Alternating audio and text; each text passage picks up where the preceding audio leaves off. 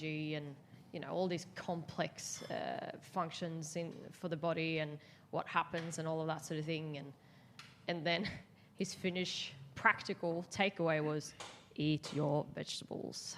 Yeah. That was Jordan's takeaway? No, it was Luke's. Luke's? Yeah, so he was going through all of the physiology and like chemical, processes and what's going on and all of that sort of thing.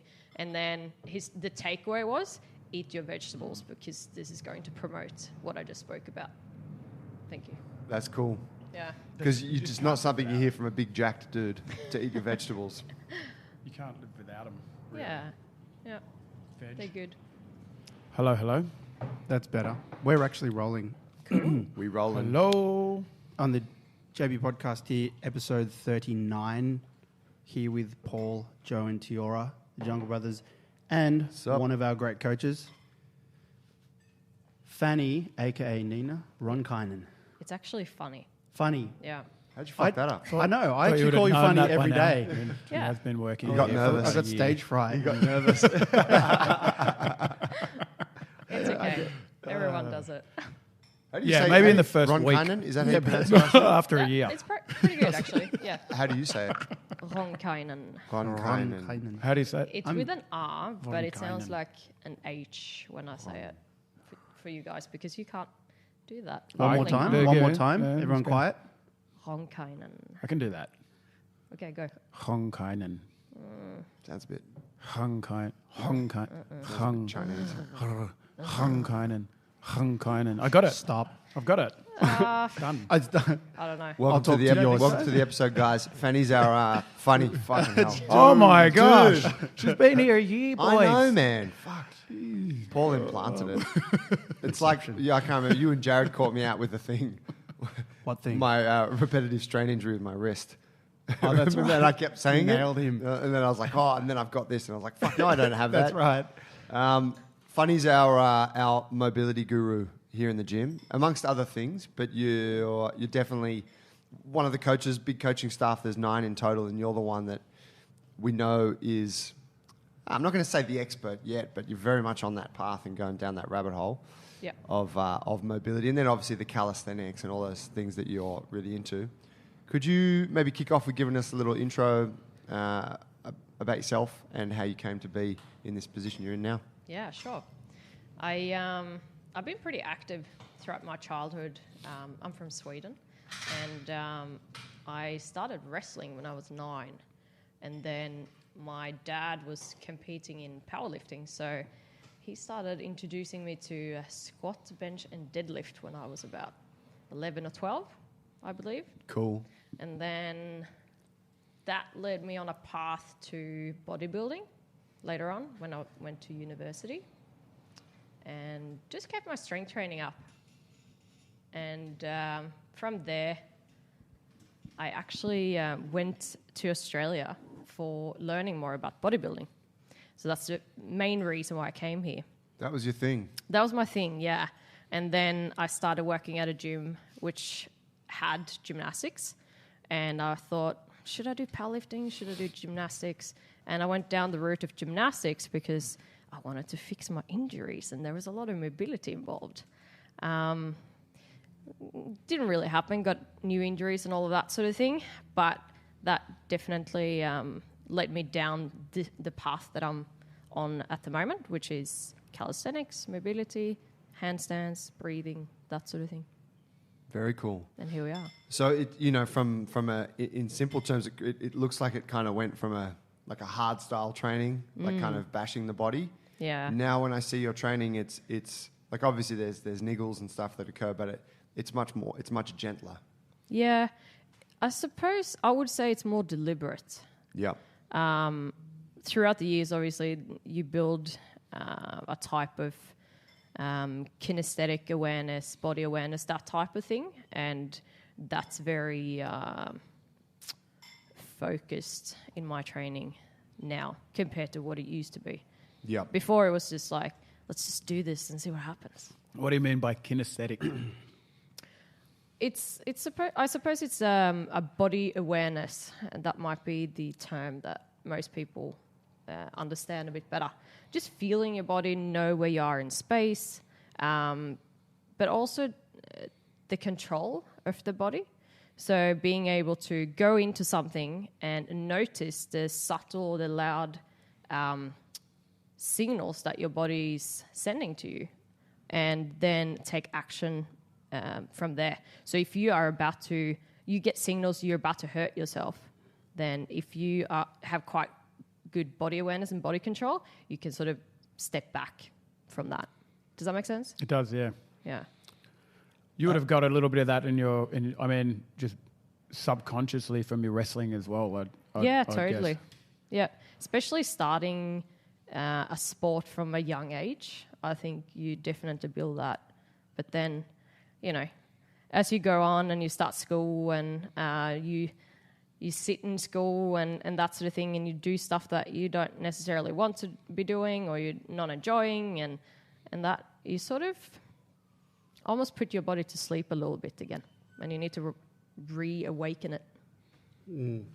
Did you keep up, through high school and stuff? Were you wrestling through that time? Yeah, I was. I was actually, on a program, like a sports program for wrestling, but I didn't get into the wrestling high school, which would have meant, 6 sessions a week or 6 days a week of wrestling practice. Instead, I was doing 1 at this one, so it was quite a big difference. And I did a lot of strength instead. You wanted to get into the wrestling high school? Oh yeah. Yeah, right. Yep. Didn't have good enough grades. Oh wow. Yeah. It wasn't about your wrestling performance. It was about your academic performance. I think it was a bit of both. Yeah. I was mainly the best I got in Sweden was second. So some of you met my good friend Sophie here the other day. She always came first. Oh. Yeah. You guys would always match up against each other. Always. Yeah, right on. Yeah. Savage. How many times did you fight her? Oof. Or wrestle her? I don't know. I can't remember. Many, many times. And you never won? I never won. Savage, man. I know this feeling. Yeah, it sucks. Yeah. I'm not that familiar with it, but I could imagine what it would feel Yeah. like. No, I know. Plagues you as you go to sleep Yeah. every night. It was quite funny. Like one competition, one local comp. At this time, we'd started to grown out of this competition, and we were the oldest there. We were up against each other in the finals, and we're like, "Fuck, this is so boring, this competition." So I came up with this idea, let's just do every second drill, and every second technique, and just end up with equal points. She's like, "Yeah, let's do it." So we did it. So we went into the wrestling match, and we started doing every second drill. What do you mean every second drill? I don't know if drill is the English word for it, but we were basically throwing at each other every second time. So I would go take 3 points or 2 points or whatever, and then she would go and do the same. Right. Not the same drill, but she would get the same So amount you of kind points. of let her. Yeah. Yeah, exactly. So we were making it look like we were sort of wrestling, but we weren't. It's WrestleMania. Yeah, and then the judges were like, hang on, what is going on here? If you don't start wrestling right now, you're going to both be disqualified. Yeah, right. And then she won again. So you almost got a draw. I was like, maybe this is my chance. Were you guys You training should at the have same? turned it on. Were you guys training at the same gym, or were you just friends through competition or from school, or? No, we lived about 45 minutes away. Yeah. So we were in different wrestling clubs. Sure. So there were quite a lot of clubs in the south of Sweden where I'm from. And no, we just started, chatting obviously at competitions and stuff like that. And that's how we became friends.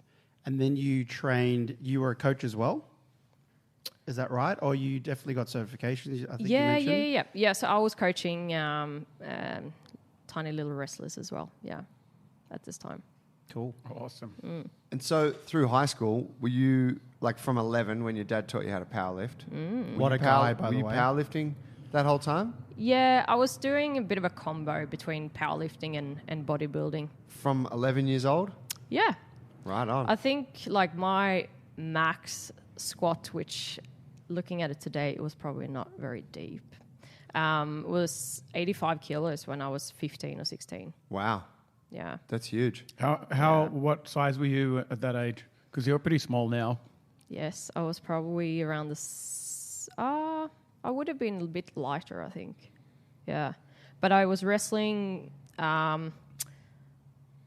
when I was wrestling on a higher level, I was probably between 52 and 60. Yeah, so it was depending on competition and stuff like that, if I would have dieted down or not. That's cool. Yeah. When did the bodybuilding come into play? Like, how did that in the timeline? You were wrestling, then you finished school? Yeah, so I actually moved for university to study to become a personal trainer. Cool. And it was just not very easy to get to any clubs. So I switched to Roo and I did a bit of bodybuilding instead. And I competed in bodybuilding as well once. And yeah, that's when it sort of, the cutoff was, I suppose. And that's a part of your history that I know nothing about. And I haven't seen any evidence of. I'd love to see any comp shots that you have. Yes. But how long do you think you bodybuild for? You were doing bodybuilding focus training for a few years, or? I pretty much started that when I started uni, which was 07, probably. Yeah. And then I basically stopped doing that 4 years ago, 4 or 5 years ago, something like that. Yeah. How long have you been in Australia for now? 6. 6 I years. think 6 years. Yeah. Talk to me about this mobility piece. Cool. I want to. You've got it written on your shirt, mobility training. Then you got your logo, which I really like. It's a girl. It is a girl. It is a girl, right? It is a Swedish girl, actually, Is it that I you? used. It's not me, but I can do a good enough bridge for making it look like me now. Yeah, right Yeah. on. Yours It's cool. is great. It's a really Yeah. cool logo. It's a back bridge. Yeah. What is the mobility thing? Can you kind of define it in Yeah. simple terms? Because it's a term that gets thrown around a lot, right? Yeah, it is. Well, I suppose the simple way of defining it is that mobility is strength through motion, or range of motion, rather. When I started mobility training, I was always looking at people like Ido Portal that had that freedom of movement. They could move in so many different ways, positions, angles, ranges, and they were strong in those positions and movements as well. That is sort of what I am envisioning mobility training and what I help people with, moving really well. Yeah. Okay.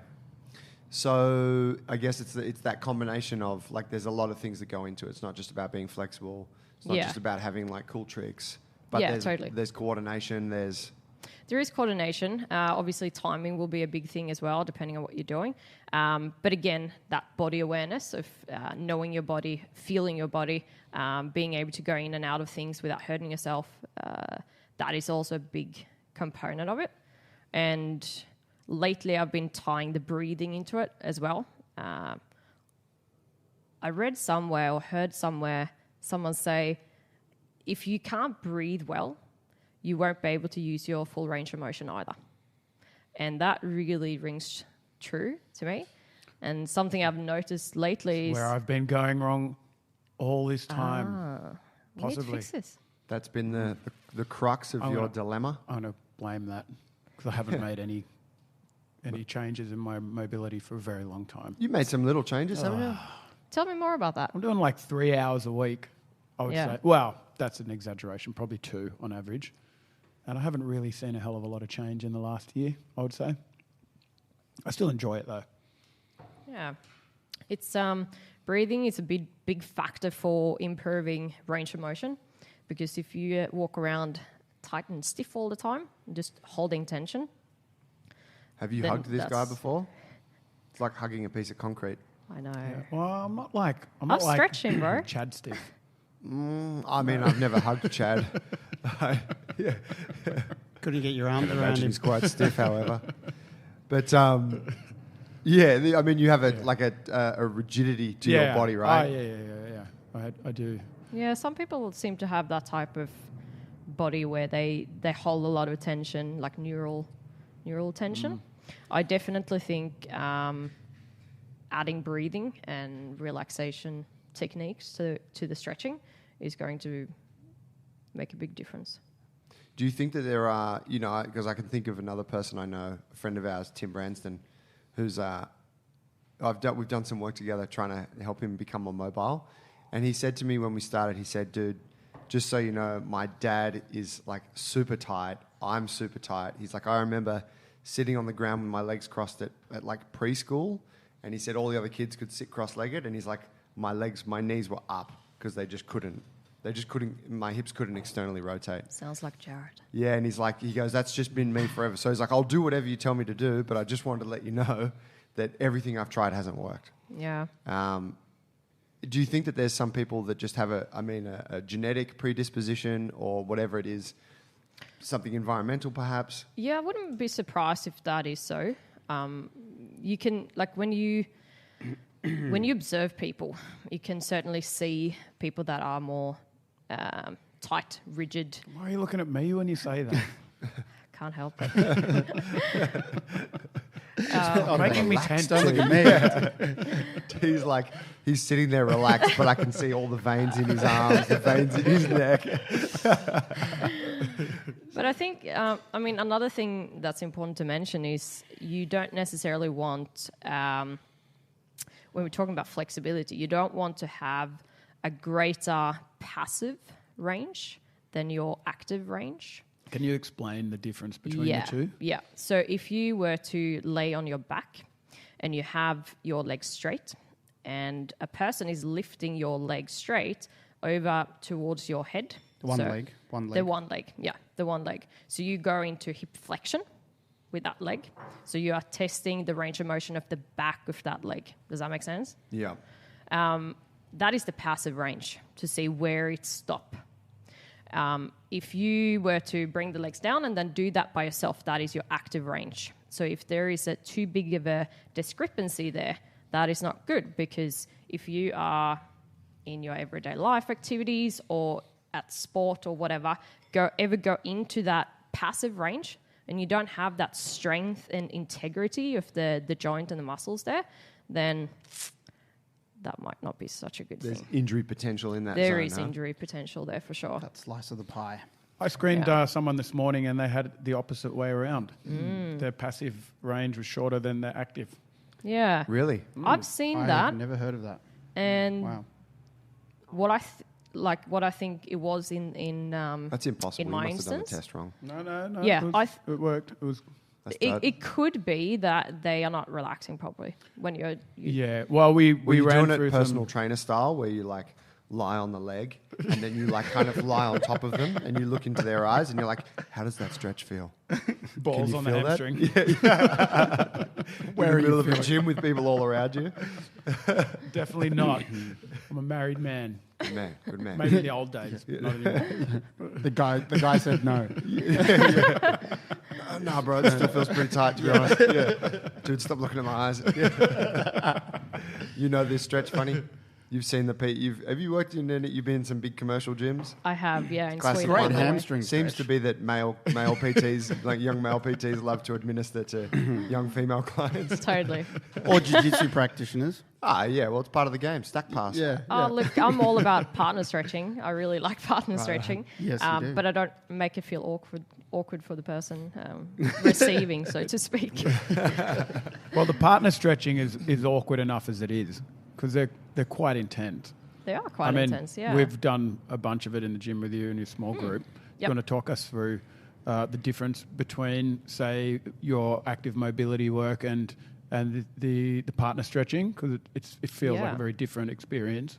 It is a different experience. And it can go a little bit both ways, because if you work together with a partner, you also, there is a few things going on here. So you have someone else to take into consideration, right? So they can help you and support you in the position that you're holding, not necessarily pushing you deeper, because that's not always what we're after, but actually just supporting you and holding you in a position where you can actually relax. And I've found and seen that the sort of apprehension of the person stretching is actually lowering. So it's easier for them to hold a good position and get a good stretch and just focus on what they need to focus on. But if you have a partner that is a bit stressed or whatnot, they are moving a little bit too fast, that sort of thing, it also can become the opposite. So it's not going to be very useful, and it's going to be quite a stressful situation for the person stretching. Yeah. So you want to keep them feeling comfortable and safe, etc. Yeah. So What's the aim to these long, big old... Get flexible, bro. That's the aim. Yeah, but I mean, like... If you think of... Well, you could do that a number of different ways. What's the aim totally. of the passive... Is it a passive... Are they passive stretches? I use contract and relax techniques. Yeah. So if someone knows what PNF is, it's a little bit similar, but not necessarily that you have to contract for 8 seconds and then relax for 8 seconds and repeat that for 3 times. It's more of an... proprioceptive neuromuscular facilitation. Yes. Whatever the hell that fucking means. Yeah. It's more about... Never got any No, results. bro, science over here. Just science. Yeah. It's more about listening to your intuition a bit and get to know your body. And also it's about increasing your body map. So if I were to say to you, can you feel your liver? Can you feel your organs? Like now, just sitting here? No. Yeah. So there is a lot of territories in our bodies that Is it possible, though? Territories, I like that. You know what? That seems like it's I can't do verging it on yet. witchcraft. Yeah, I can't do it yet, but I can feel much more of the inner structures of my body than I was before. So the muscles that are pushing against the organs Yeah, could that sort of potentially thing. give you a bit of feedback. Structures. Rather than yeah. the organs themselves. Maybe. Or the organs themselves. Maybe. I don't know yet. I don't know Contentious yet. topic, that one. But think of it as you peeling the layers of an onion, right? So You can say onion, it sounds more European. yeah, Swedish people always say onion. Onion. Onion. Bunyan. That's what we are doing with the stretching a little bit. We want to increase the body maps, the way we can go, the way where we can feel, all those sort of territories that we don't necessarily can feel at the moment. Like it's quite common for people to come in and I put them in a stretch and they're like, I can't feel anything. Okay. You probably are potentially you're ignoring sensations as as a thing in life in general. And with the stretching, we want to try and unfold that whole sort of thing where we are actually building sensations and feeling the sensations in the body a bit better. So we're trying to expand on that body map. Here's a question on that. Yeah. And I think what's a good analogy? When you have someone, say, new in jiu-jitsu, Yep. and it's like their first class, and you have a little bit of time to teach them a couple of things. So you're like, hey, we're going to work on this one position or maybe 2 positions, and here's kind of 2 or 3 different cues or different parts of the position that you need to do, and then that's good. And then the person starts with the questions, but why would I put my hand there? Or, but if I did that, wouldn't the person do that? And, you kind of just tell them, look, we've only, it's your first session. Don't worry about that yet. Give it more time, and all of these things, you will learn as you go. So you kind of intentionally restrict the amount of information you give them because you know that for how much time they have, what's important is just to teach them 1 or 2 things. So say like with this idea of body mapping, why do it? What is the reason behind it? Because I'm imagining it takes a lot of time. Like when you get someone in who's out of touch with the sensations they're feeling, is there a point where it becomes like where you have to go too deep to try and learn, or or in your opinion, is it worth taking that journey? You could have them bench pressing. They're your options. I know, I mean, realistically, like do you sit there and do the internal stuff, or do you have them moving? Or is it like a process? It's a bit of both, and it's a process. I think for myself, what I have discovered, and I can't really speak for anyone else because I don't feel your bodies as I feel mine, it's definitely been a worthwhile journey where I can feel stuff that I could not feel, a few months ago, a couple of years ago. which is really cool because it opens up doors for what I can do. So it's about expanding on that body map so that I can have more abilities, like have capacity to do more things. Does that make sense? It does. Yeah. Can I and ask go. Sorry. I think we skipped over the body mapping bit exactly. Or can you just like explain a little bit more what you mean by body mapping and awareness? Because it's not the organs thing was mentioned and then it was kind of skipped straight to like feeling organs. But you're also talking about mapping out new range in the body. Like what are you guys talking about when you're saying body mapping?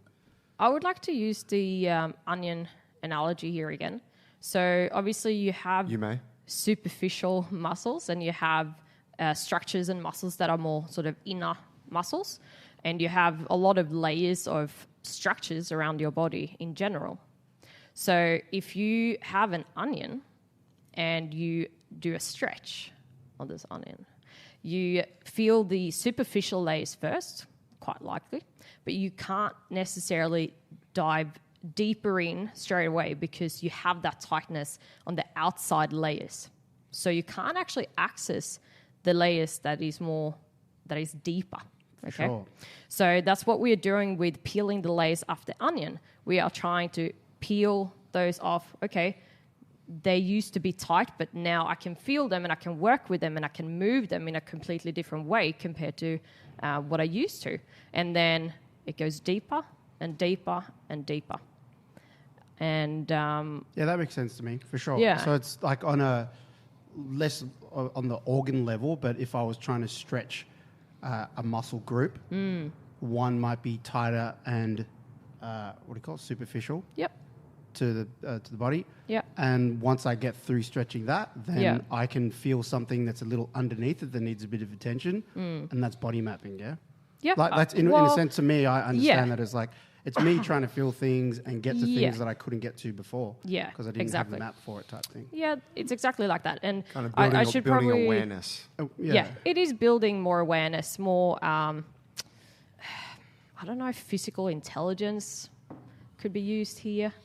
I don't know if that's a good term for it, but the thing with like feeling your organs, I can't really feel my organs. But I'm asking the question to myself whether I can potentially at some stage feel my organs. Start mapping your organs. I've started to map quite obviously more of my body than what I used to, or used to have, I suppose. So it's just an interesting question to raise.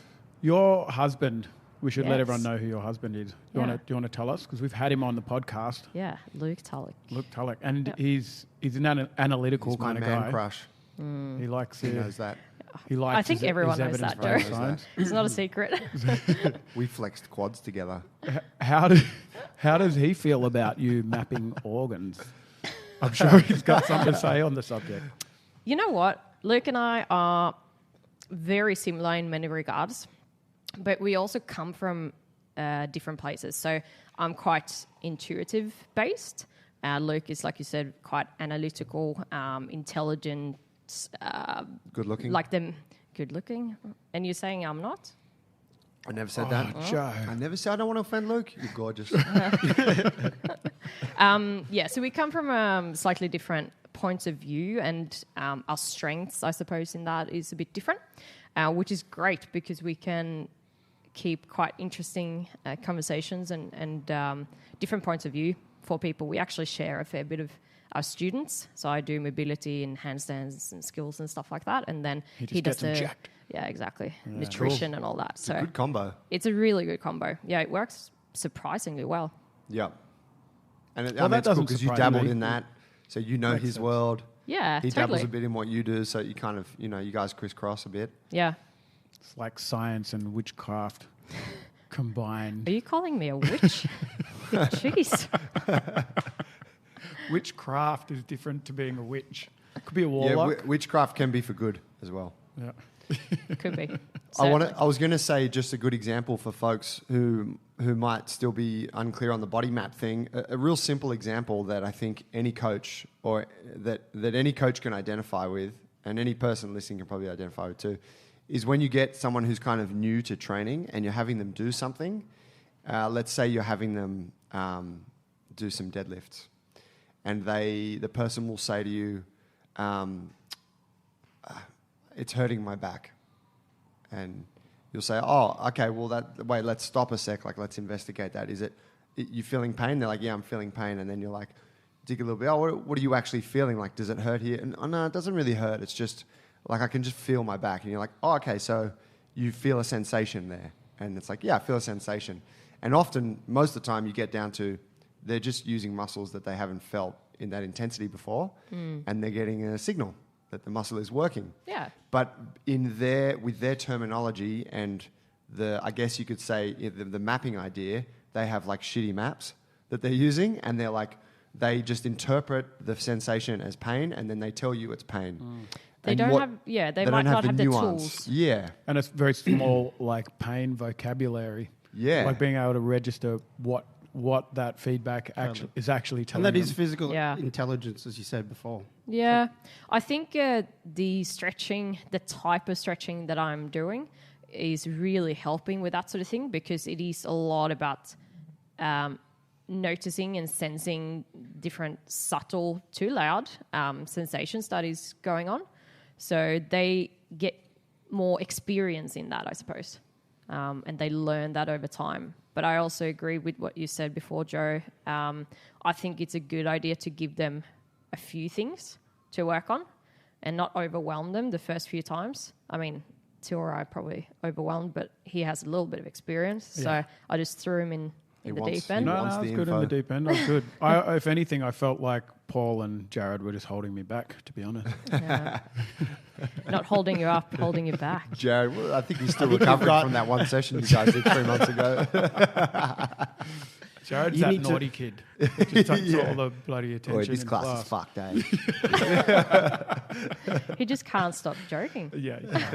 Which is, it's funny at the time, but then now it's up. It's and you're not. like, Exactly. He's just taking Exactly. my stretch class from me. Absolutely. I got to...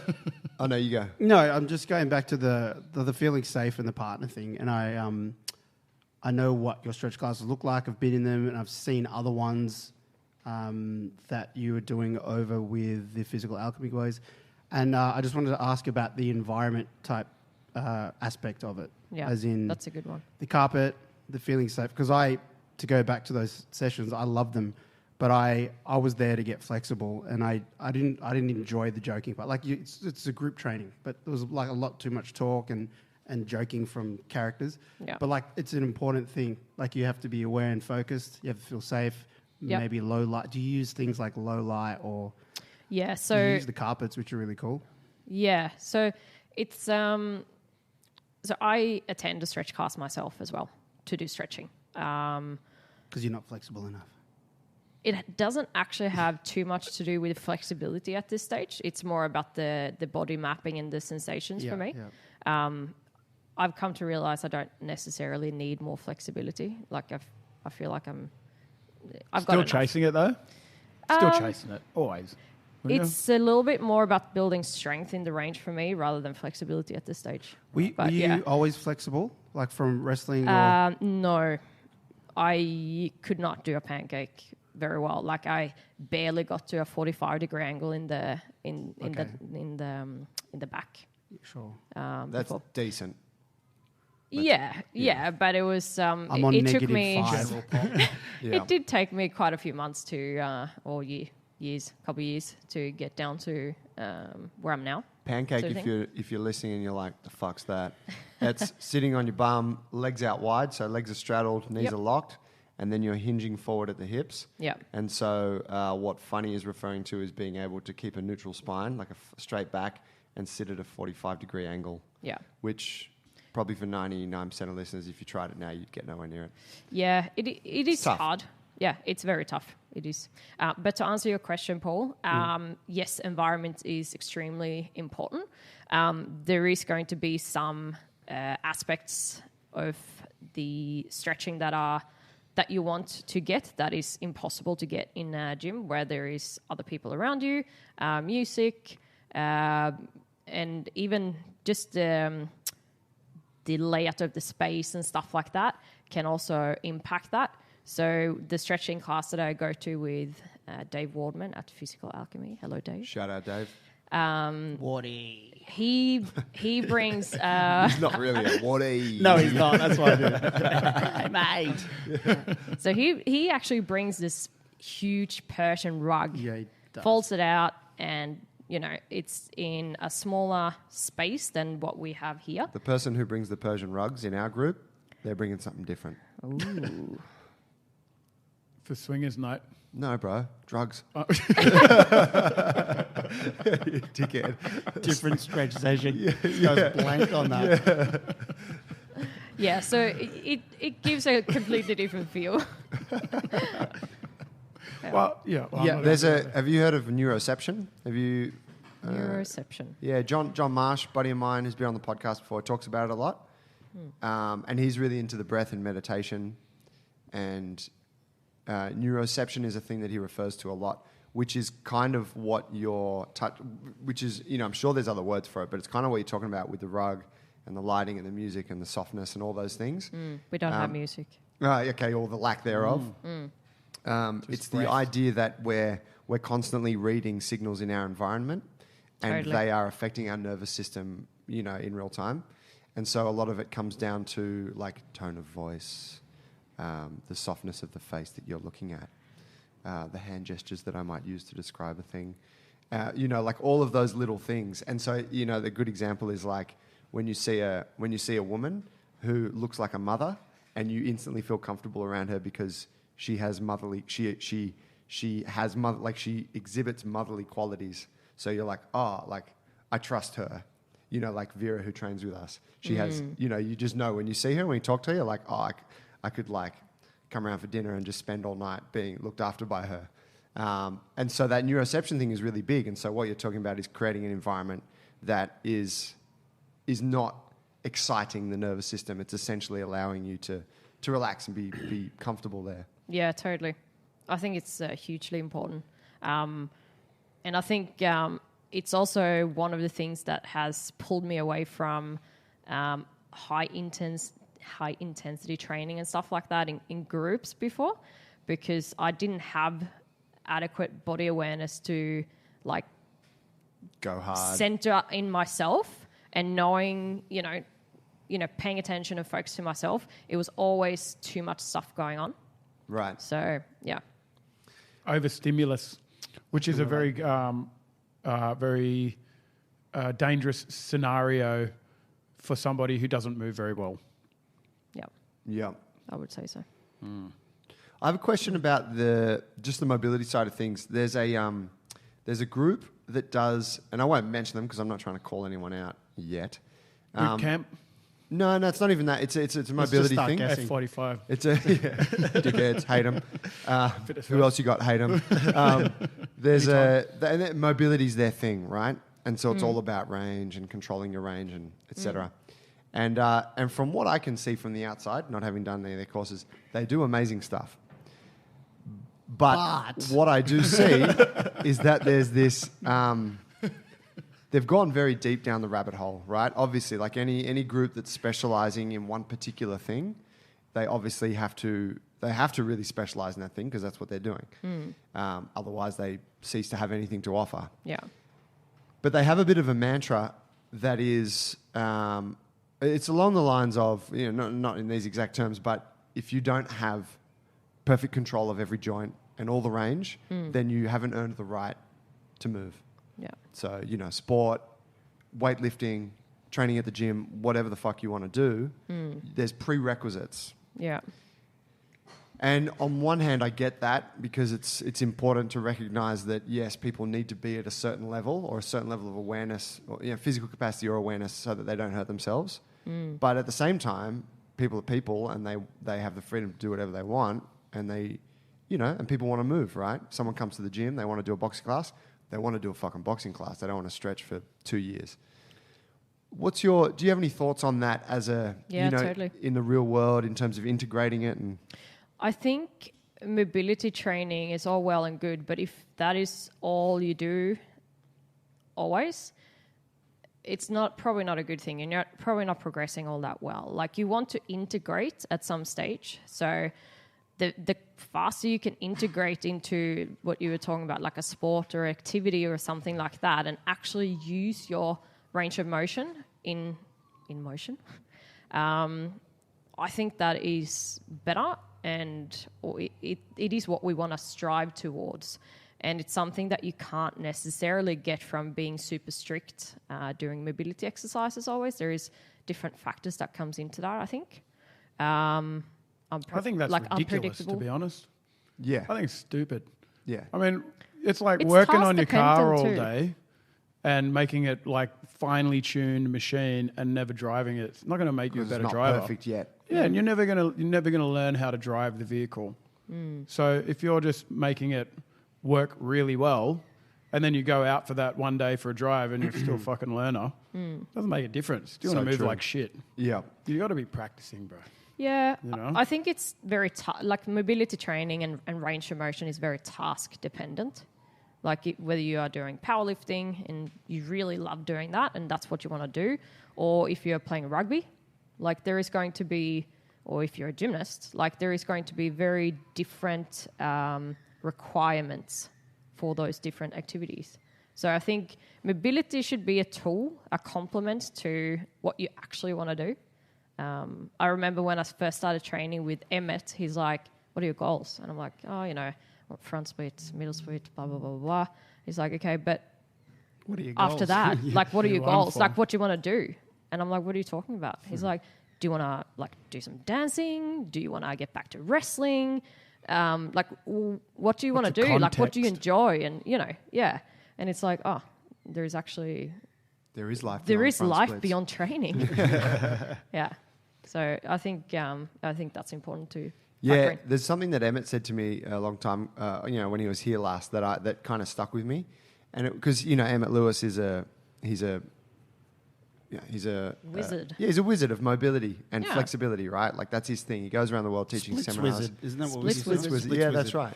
And he's been on the show before. We're close with him. He's a fucking legend of a guy. Yeah. And he's very good at what he does. Very. And he comes here and runs a 2-day workshop, and it's like 8 hours a day, but they go over to like 10 hours, and it's fucking more mobility and stretching than you can fucking process. But Then he you get said, into a shitty mood after the class. yeah, fuck all this stuff gets released. Eh? The nervous system gets fried. But he said to me, I can't remember if he said it to me or if he said it on the show or maybe it was in the workshop, but he mentioned about when you get a new person that comes in to train with you and what you should do with that person. And he's like, yeah, for like the first couple of months, just get them to do squats and deadlifts and like pushing and pulling, like just like build a bit of muscle and basic movement patterns. And I was like, and I'd always felt that, and that's kind of what we do. But I was like, that's so cool because he's deep in the rabbit hole, but he's also not so indoctrinated by his specialization that he thinks that that's what everyone needs straight away. Yeah. So he recognizes that, give them this thing first Yeah. that will build certain capacities, and then when the time is right, you start to introduce this other stuff. He's actually extremely skilled with programming and how to not complicate things. You look at his programming and you're like, fuck, I could have done this myself. And then it's like, I would have definitely put in too much stuff and too high volume, et cetera, but he's really good with taking all the factors into consideration and just put enough there and make it simple. Yeah. And it works really fucking well. You did online coaching with him for a period? Yeah, almost a year and a half, I think. Yeah, Yep. cool. About the same as me. Yeah, loved it. Yeah, me too. Legendary. Is he coming back around this way? No, kind of looking out for it, but I I hear haven't seen anything. rumours. Oh, but yeah? I don't know if anything is set yet. Well, he's got his online thing going now. Yeah, the handstand factory. Yeah, Is that what it is? yeah, that's right. Yeah, it looks cool. Yeah, it is awesome. I went to the release retreat last year. That Is it was in epic. Turkey? In Turkey, yeah. That Yeah. looks sick. Oh, that'd Yeah. be fun. It was amazing. Yeah. What about injury management?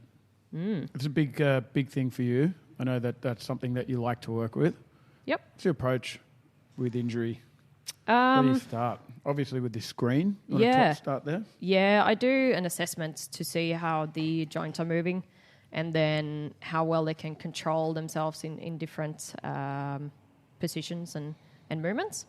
Then after that, basically with pain and injury specifically, I have quite an open mind to it. So I like to try stuff and see if it's working. And if it's not, then Get rid of it. that's fine. We can do something different. But if there is an exercise that I believe is going to work quite well and it's probably the best one for them at that time, I always like to try that and see if it works. Very, very often, it's because of beliefs that it's not working or that they are anticipating that it is going to hurt. But if you try it and you ask yourself, how does this feel rather than does this hurt, then very often it actually does work quite well. Yeah. So screening, build a program off the back of that. Yep. Running around utilizing the stuff that doesn't inhibit a pain response, or I don't go into pain right. if I can avoid it. And I use breathing a lot. So just calming the whole nervous system down, or the whole body, really. What I've noticed, I had an assessment yesterday, and the woman was moving really well through the pelvis, but when we got to the rib cage, it was not moving very well at all. And I've seen that several times lately, which makes me wonder if I quite suspect that it has something to do with poor breathing patterns. So very often I get them to do breathing exercises early on to establish more movement through the rib cage, and that will affect a lot of things. So, and you're writing a book on breathing at the moment. It's not a book, novel, but You're writing a book. It's a novel.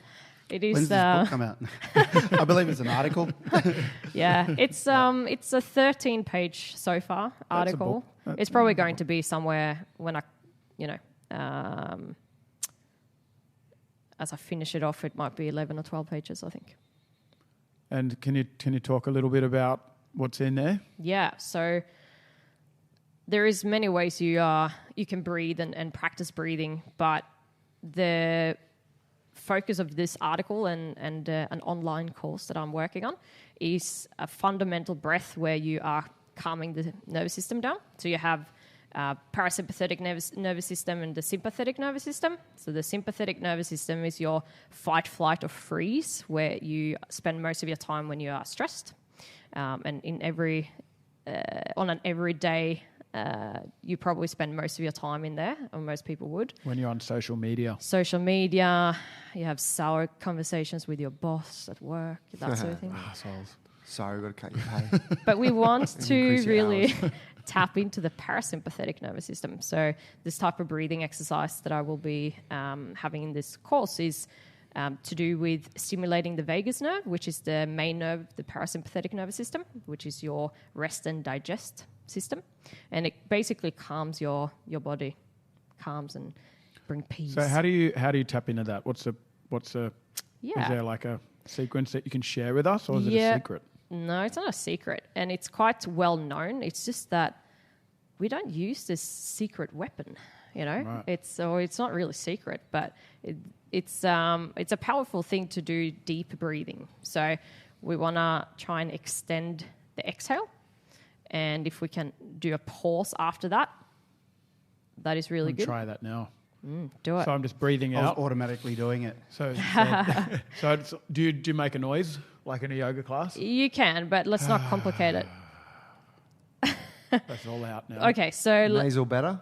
nasal, I would recommend Nasal. because firstly, it actually changes the temperature of the air, but you also don't pull in so much air that you can do with your mouth. So it's a little bit of a slower breathing automatically going through the nose. And I'm staying present with the breath. Is that Yeah, the focus? So you are focusing on the getting breath. into a meditative kind of state. Is that the aim? Yeah, I put meditation in slightly different category and focus on meditation separately. But yeah, you want to focus on the breathing. You don't want to necessarily think about what you're cooking for dinner and what veggies you're going to use and that sort of thing. What type of tempo, like as an example, would be the Yeah. the breathing? And when you exhale, do you also nasally exhale? Yeah. So let me take this from the beginning. Yeah. Don't interrupt.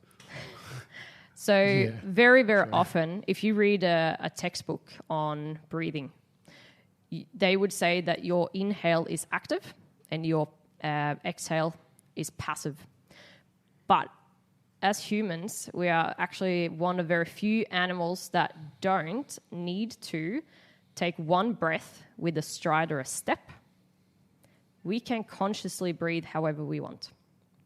And that means that we can tap into the parasympathetic nervous system if we like and calm the whole system down if we like.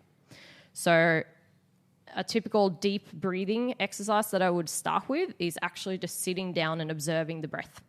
And pay attention to whether you are doing nasal breathing or mouth breathing, whether you are breathing into your abdominal cavity or your chest or thoracic cavity. If it's smooth, if it's rapid, all of those sort of things. And then from there, you want to take a bit of control over the breathing. So you want to try and longer the exhale a little bit, but only so much that it can still be smooth. So an exhale for maybe 5-7 seconds to start with, if we're going to keep a count. And then pausing for 3. And then just let the air move into the lungs for 5. Mm-hmm. But actually by relaxing the diaphragm, relaxing the belly, that sort of thing, not by sucking it in, which is most common. And then you would repeat. So, yeah, we want to get the exhale and a pause thereafter. Those two phases are very important to lower the heart rate and stimulate the vagus nerve and tapping into the parasympathetic nervous system. You can try this yourself. If you are breathing in and you are holding, you can probably feel your heart rate actually increasing if you are paying close attention to it. Yeah, and it should be the opposite with the exhale and the pause. Would you, so if you were trying to down-regulate, like you were trying to relax the nervous system, would you focus on the breathing in, breathing out and holding, or would you focus also on holding with the breath in?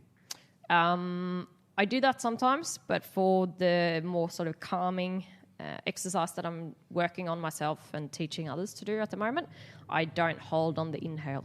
Yeah, okay. So it's just like the 3 steps. In, out, hold, in, out, hold. Yeah. Even for most people, they can't actually handle a count.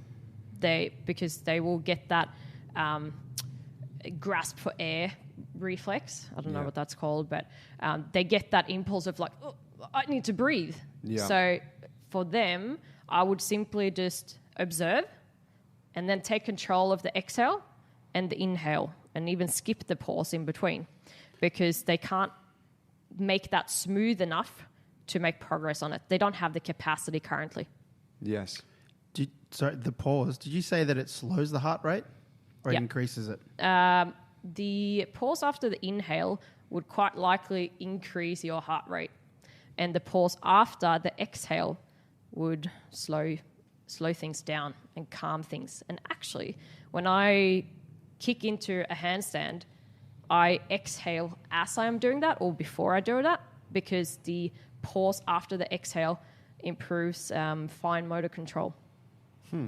That's cool. So it helps me actually sticking the balance in the handstand as well. Exhale, hold, kick up, and then resume. No, I probably do it a bit more as I kick up. So I exhale as I kick up, and then I only hold enough for balance, for finding balance. And then I start breathing in various ways. Nice. I'll have to try that. Yeah.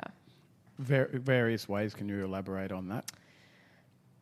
It will largely depend on what level you're at and what you've done previously. So that's the main thing for me. And then I work on nasal breathing and then a longer exhale.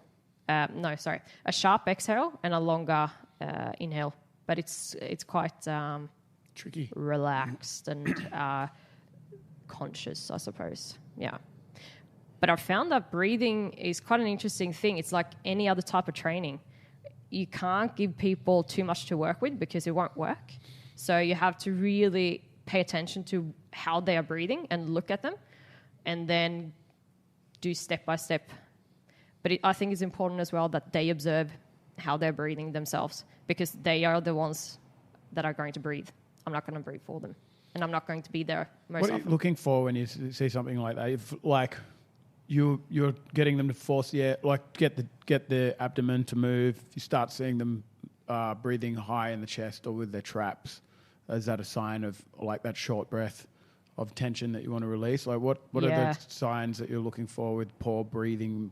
There's quite a few different breathing patterns. Because most of us would be breathing poorly, generally, like general population. Yeah, it's quite, it's very common. So let's say there's listeners listening to you now and they want to just analyse the way they breathe. Yeah. What would they be looking for? So like I said before, I would start observing whether you're breathing through the nose or the mouth. That's one thing. And whether you can breathe deeper into your belly rather than the chest. If it's rapid or if it's quite smooth, that sort of thing. But you have different breathing patterns where you are, that people are lifting the clavicular or they are expanding through the chest and the belly is not moving at all. So what's that telling you? Probably that the air is not going deep enough into the lungs. Right. And so the respiratory ventilation, so the gas exchange, is not really happening. So we breathe in a higher concentration of oxygen and we are exhaling more carbon dioxide. So that gas exchange there is probably not being as efficient as it could because they're just breathing up shallow. And I guess you're using muscles that aren't really designed for, like they're not diaphragm muscles. They are not using the diaphragm. Incorporating into your breathing techniques, which is not a good thing for just having balance, I guess, across the body. Yeah. So very often if I were to give a person who's quite stressed and not breathing very well, if I were to give them a count, okay, exhale for 7, pause for 3, and then you inhale for 5, they would still keep their poor breathing pattern by breathing into the chest or very high up in the chest and potentially even put a strain on the neck muscles and all of that sort of thing. They would still not push the air into the belly because they don't have that capacity and that ability at the moment. So actually working on simple stuff that pushes the air softly into the belly and deeper down. Doesn't have to be expanding the belly out as much as you can, but think of it as the diaphragm is a dome shape. So when you're breathing in, that's going to go straight down to your pelvic floor. So that's more sort of breathing in deep down. And the pelvic floor is sort of the diaphragm for the pelvis. So that will move in the same direction. The pelvic floor will? Yeah. Yeah, right. Yeah. So it will also, they will put pressure down. So the dome-shaped diaphragm will go down and the pressure down on the pelvic floor or the pelvic diaphragm is also going to go down. Yeah, okay. Become sort of concave rather than... Yeah, I don't know how much it moves, but should the feel air a bit of pressure definitely... on there. Yeah, but it's a good point because I know when I've done breathwork in the past, that cue of like your belly should come out. Sometimes if you venture to make that happen too hard, you just end up using your abs. Yeah. You're just pushing your abs out and expanding your stomach. Exactly. You're not actually achieving this use of the diaphragm, right? Yeah. Yeah, totally. I agree with that. So kind of keeping it softer, looking for some sort of expansion in the lower torso or like the abdomen area. Yeah. But not forcing your belly out. The way that I think about it is on the exhale, I think of the torso as a balloon, or the sort of the abdominal area as a balloon. And when I exhale, I softly pull that in from all different directions. And then from there, when I breathe in, I basically just relax and it'll happen automatically. But it quite likely needs a little bit of a push to push all the air out on the exhale. And then the passive inhale can take place. And that'll happen just through vacuum and there is a bit of exchange. Yeah, there will be a recoil and a vacuum type of effect there. But you can take conscious control of it a bit more. If you are, because breathing is an automatic function of the body. But like I said before, we're shit at it. We're pretty poor at it. But also we are one of very few animals that don't do one breath per stride or step. So we can't consciously take 3-4 steps in one breath So if you're we wanted to. saying most other mammals do one breath per step. Yep, So the faster they move, the faster they breathe. correct. Wow. That's super interesting. Why is that the case? Like, why do they do that? Do you know why? I don't know why. 'Cause you'd be wish feeding Dr. more Carl could oxygen call to in. someone, to your body. When you need more oxygen when you move faster. It probably, it could sure, definitely have more something rapid to... breaths doesn't necessarily equate to And that. More contractions, Does maybe. it not? Cheetah would be breathing pretty fast. It'd be Yeah, like, they would. Like tea when he Exactly sees a tub like of ice cream. what about a toad? He's only hopping every 3 minutes. Is that He's going right? to be holding his breath for a while. Yeah, it's true. Chilling. Very parasympathetic. Let's do some more research. So in We summary, should do more research on this for sure. Not come to any In summary, conclusions here. off the back of all that, Yeah. I wanted to ask for the general population individual who's listening, like, oh wow, breath. I've never really thought about it. You've thrown out some big terms, diaphragm, vagus nerve, etc. Yep. Observing. What would you say is the number one thing they could do Yep. to start building a connection or mapping their breathing patterns? I think the biggest obstacle for many people is starting. So if you can book it into your diary and stick to it no matter what, because breathing is not necessarily going to have a quick result, just like meditation. It takes a lot of time to actually start noticing differences. So I would book it into the diary or whatever you can do to actually make it happen. That's going to be the most important thing. And then you would sit down and observe what's going on. You can take notes if you like. But observing is super important because then you know what you need to work on, right? Because now after this podcast, you will know some things to work on and think about. So if you know where you're at and you know where you're going, then you know what to do in between. Nice. And that could be, for someone doing that, it could be 5 minutes when they get out of bed. Yes. It could be 5 minutes in the afternoon, 10 minutes, that sort of thing. I would start with 5 minutes a day. Yeah.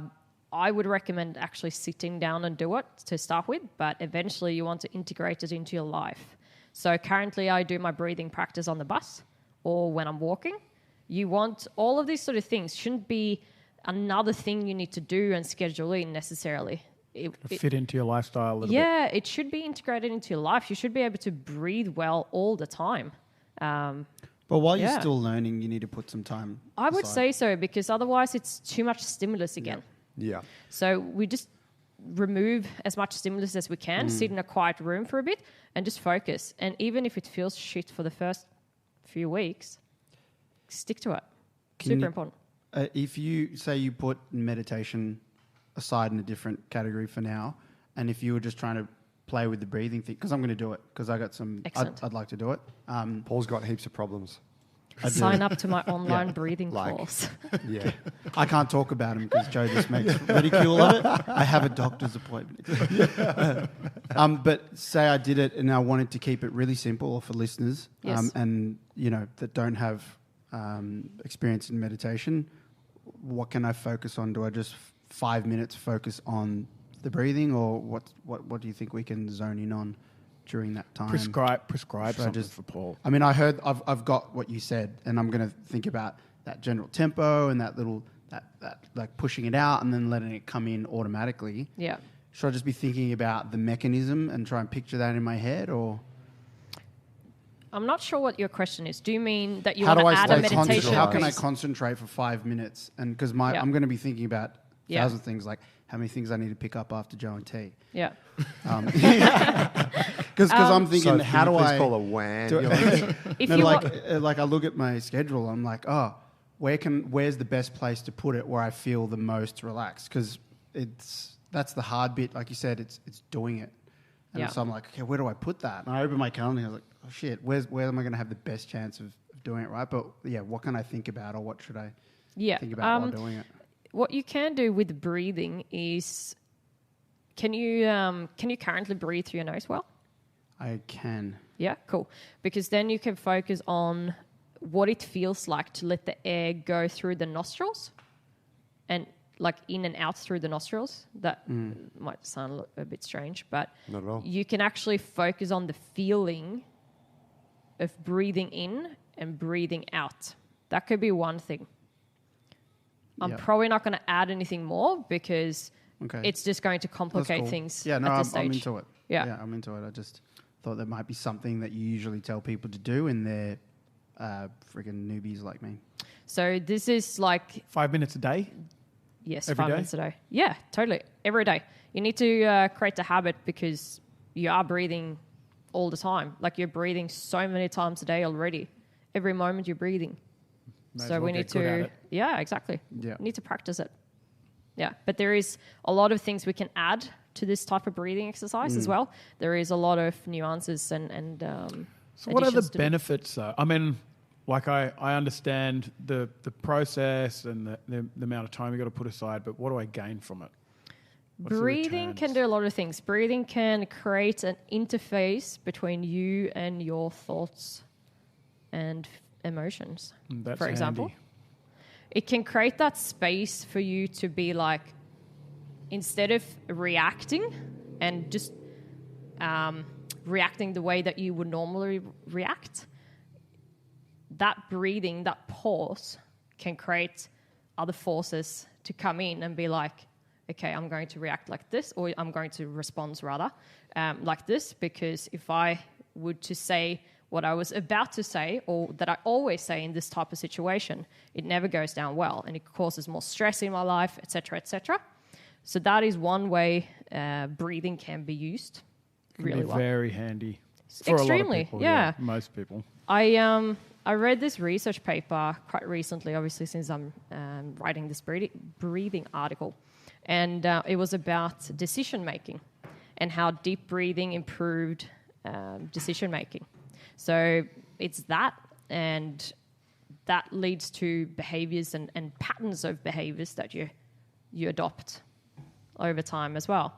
And it can create a lot of stress and down the track lead to more sort of chronic stress-related illnesses and stuff like that. So I think breathing is a simple thing. It's low-hanging fruit. Totally. It's free. Like you have it within you. You can do it whenever, as long as you learn how to do it properly, because there is plenty of poor ways we can breathe. If you learn it properly, it's a tool for life. Then you don't have to go down the drugs path. Exactly. Or the psychologist path, potentially. Well, you see a lot of people... preventer. A lot of people search for that down regulation on Friday and Saturday nights when they go and get wasted, right? So they're stressed all week, sleeping like shit, eating like shit, and working really hard, and then they go and get fucked up. And in a way, it's a release, but in terms of our physiology, it actually just puts you deeper into the hole. You know, your hangover and stuff, it doesn't help. No. Whereas what you're talking about, and I think you can almost say, like, if you can down-regulate more consciously, more frequently, and allow your body to experience being in that sort of nervous state, then you will actually live a healthier life. Yeah. And you will be less prone to terminal illness and, you know, stress-related diseases and all those sorts of things. Yeah, you just take a bit better control over your life, and you are more awake in general, rather than just going on your day, doing what you always do, and just being stuck in the normal habits and behaviors that you have. Yeah. I like it. Fanny, we're going to wrap it up there. Cool. We appreciate you coming on and throwing down some knowledge today. And we actually covered a couple of real big topics in terms of mobility and breathing. So we could do another one on either of those or both of those again. It'd be cool to have you on. You're going away early next year? Yeah, so Luke and I are going to hit the road in February. Cool. And we'll be traveling until July, and then we are coming back. And then who knows what happens. You got some online stuff happening and... Yeah, so I'm working on the online breathing course at the moment. So keep an eye out for that. And there will be online clients and that sort of thing that I'll be doing in during that time. Both Luke and I have a few spots available, so there will be that sort of thing. Where can people find you? Where can they connect with your coaching services? Yeah, so I have a website. So it's mobilitytraining.com.au. And Facebook and Instagram is both Mobility Training AU. Very cool. And YouTube, actually. Same. Mobility Training AU? Solid. Yeah. How many videos you got on your YouTube channel? I don't know. Tens? Hundreds? Probably 100, Respect. That's pretty good. I would say, by now. Yeah. Wow. Yeah. That's cool. Yeah. Thanks for coming on. Thanks, boys. Thanks to Panavore for providing us with the coffee that we were drinking today. Thank you, Tree. The deliciousness. Thanks, Tree. Thanks, Tree. If you want any help from us, you can find us at junglebrothers.com. We're at 15 Underwood Avenue in Botany. We are the pride of the South. We are Botany strong. All of those things. If you want any help, find us on Instagram, reach out, training, breathing, whatever. We've got amazing staff here and amazing classes and everything's going on. And just a little update on things. In the coming weeks, we're going to start building our mezzanine and we're going to be running a full-time Brazilian Jiu-Jitsu program headed up by myself, Joe, and Dave Brooksbank, our head coach, who's a long-time black belt. So that's going to be super exciting. Can we get graded? We can get graded. Can I get my blue belt? Well, you need to start training to get graded, but I mean, you can, right? You That's can. why we're building a full-time. Yeah, so he can Jiu-jitsu, get his so I blue can- belt. And then when he gets it, I we're going to really- display it up like with world title belts at the top. Yeah. Just like the That's blue T's belt. blue belt. It's his blue belt up there. When you walk in the gym, I'll you let just everyone feel know when instantly they motivated. new members. I'm a blue belt. That's my You have blue to belt. stop breathing first. Yeah, well, we're going to do some work together before you go. We've talked about this already. Yeah. We did this small group. These guys distracted me. I'm coming to you one-on-one. One-on-one. Let's do it. Oh, yeah, taking the handbrake off now, boys. Look Middle out, splits, guys. here We're we doing come. it for reals now. Yeah, snail's pace coming at you. Thanks for listening, guys. If you enjoyed today's episode, please share it with a friend who might also enjoy it. Hey, we got Geese. We got geese. You're competing soon. I'm competing in the next month. Out of retirement. Out of retirement. First comp at brown belt. Nice. Yeah. Great. And you got a stripe. I got a stripe. Yeah, this week I got my third stripe. Nice. That's So awesome. I've got one more Congratulations. stripe, and then the next step would be a black belt. So we'll have 2 black belts in our gym then. We'll have 2 black belts. Wow. Yeah. That's cool. Hey, maybe one day you could be a Well, black belt. I'll be a son. blue belt one day. A blue belt. As soon as you get your black belt and give it to me. Yeah. 2 would just be headhunting. If I bash you, can I have a black belt? Thanks, guys. We'll catch you next week. Thanks, Fanny. I really enjoyed Thanks, that. funny. Thank you. Cheers.